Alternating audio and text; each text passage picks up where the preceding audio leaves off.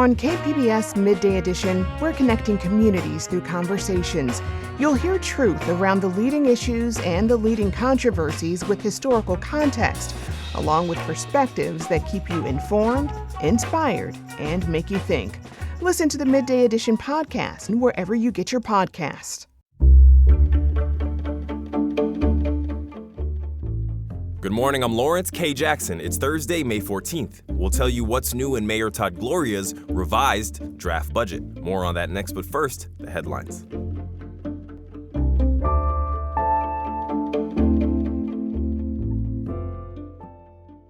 The lawsuit over trash fees in the city of San Diego is now in court. The trial began on Tuesday, and reporting from the Union Tribune says it's expected to last 6 court days. A group of homeowners sued the city after Measure B was passed. The measure ended free trash pickup service for single-family homes. In the lawsuit, the group of homeowners allege the current fee violates Proposition 218. That's a state ballot measure that says utility fees can't exceed the cost of providing services. The city says the fee complies with the law because the revenue it's projected to generate doesn't exceed the projected cost of services. A team of researchers from multiple universities, including UC San Diego, found that governments may influence or shape what AI chatbots say or the responses they'll give. Researchers on the study say if you ask an AI model the same political question in 2 different languages, there's a good chance you may get 2 completely different responses. The example given was if you ask a question about the Chinese government in Chinese, you're more likely to receive a pro-government response than if you asked in English. A co-author of the study says AI learns from the online environment, and those environments can leave measurable traces in how models respond. Another co-author of the study added that the AI model can change the information into what looks and sounds like neutral, objective information. 2 orphaned black bear cubs that arrived to the San Diego Humane Society in March just reached a major milestone. The pair of brother bears have officially been moved into an outdoor habitat at the Humane Society's Ramona Wildlife Center. Once the bears are acclimated to their new den, they'll be introduced to a larger outdoor habitat as well. To keep the bears wild, staff has limited human contact with the goal of releasing them back into the wild once they're old enough. From KPBS, you're listening to San Diego News Now. Stay with me for more of the local news you need.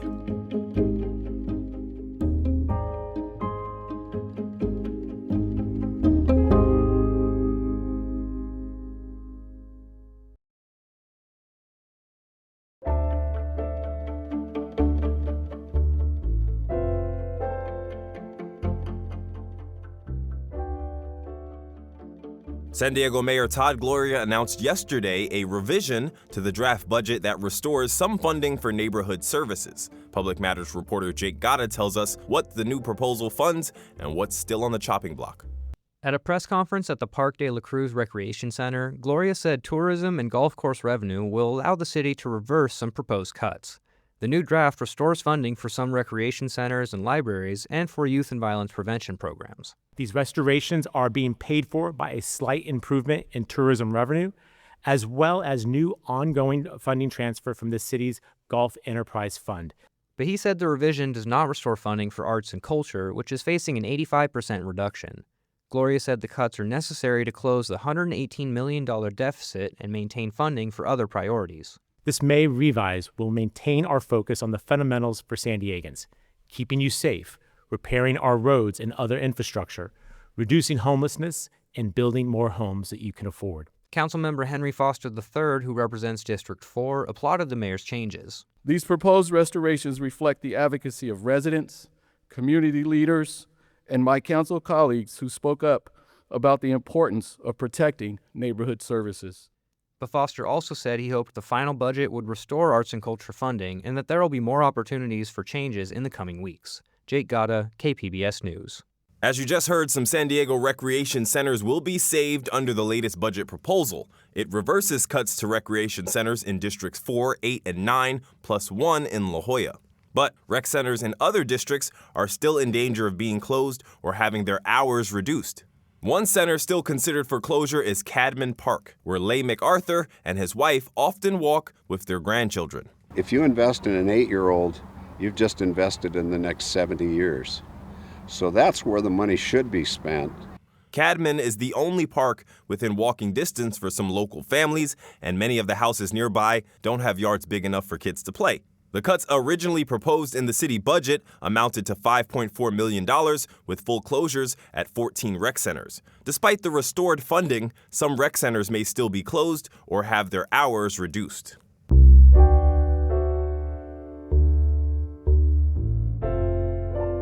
La Mesa on Tuesday became the latest city in the county to approve an e-bike ordinance. East County reporter Elaine Alfaro says the ordinance prohibits kids under 12 from riding standard e-bikes.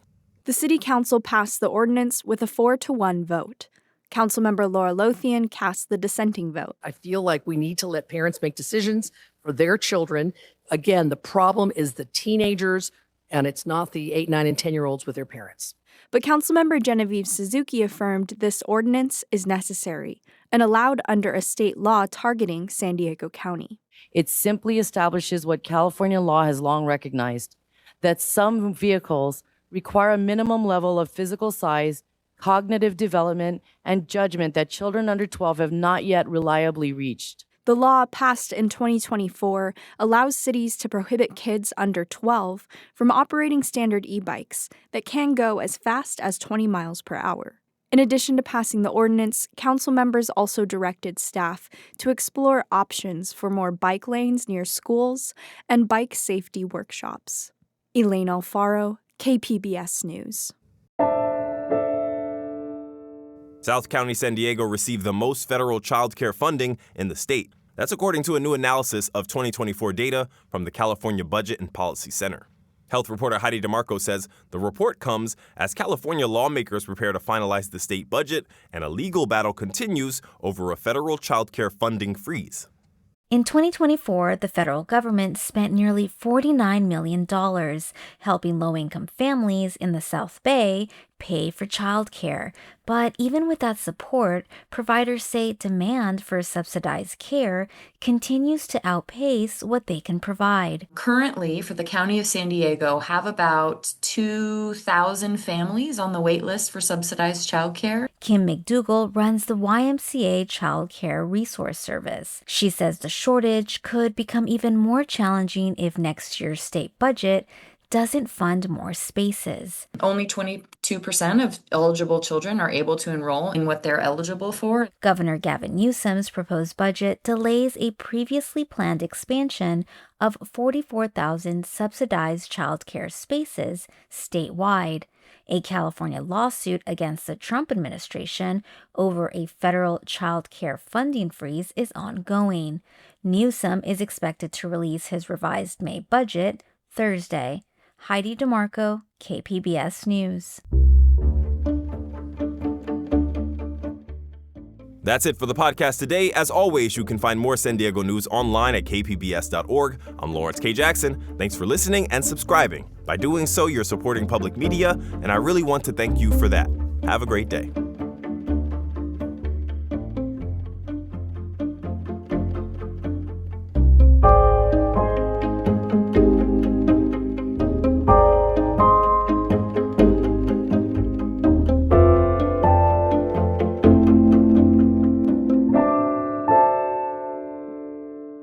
KPBS On Demand is supported by the San Diego County Toyota dealers, presenting a new 2025 Tundra designed to combine performance and comfort with up to 437 horsepower and 10-speed automatic transmission. See your Toyota dealer. The San Diego County Toyota dealers. We make it easy. KPBS On Demand is supported by UC San Diego Park and Market, located in the heart of downtown San Diego, offering an event venue with cityscape views and state-of-the-art technology. Available for events, meetings, and conferences near hotels and the convention center. Details at parkandmarket.ucsd.edu.